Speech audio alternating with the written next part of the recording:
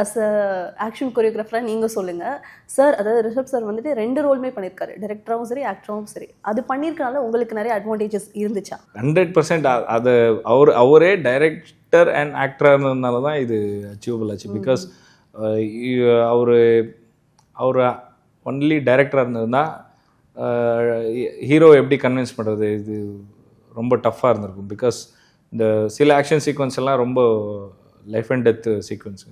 அந்த மாதிரி சீக்வன்ஸ் எல்லாம் டைரக்டர் சாருக்கு ஆல்ரெடி அதோட அவுட்புட் நல்லா தெரிஞ்சதுனால அண்ட் அவர் அந்த ரிஸ்க் எடுக்கிறதுக்கு அவர் தயாராக இருந்தார். ஸோ அது ஃபண்டாஸ்டிக்காக இருந்துச்சு, ரொம்ப ரொம்ப ஈஸியாக இருந்துச்சு. அண்ட் அவருக்கு நம்ம நிறைய எக்ஸ்பிளைன் பண்ண தேவையில்லை. Because is the director. அவருக்கு என்ன தேவையோ அதை நம்ம வாங்கி நம்ம அதை ஃபில்ட்ரு பண்ணி நம்ம ஃபோட்டோ நம்ம ஸ்பெஷலிஸ்ட் என்ன இந்த கோரியோகிராஃபி இந்த விஷயத்துல எல்லாம் நம்ம அதை அடாப்ட் பண்ணி மறுபடியும் ஒரு வாட்டி எக்ஸ்பிளைன் பண்ணால் போதும். ஸோ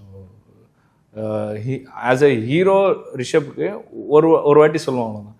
ஸோ ஏன்னா நம்மக்கிட்ட ஆல்ரெடி டைரக்டர் ரிஷப் நம்ம சைடில் தான் இருக்குது இல்லையா. ஸோ இதுக்கு ரொம்ப ஈஸியாக இருந்துச்சு.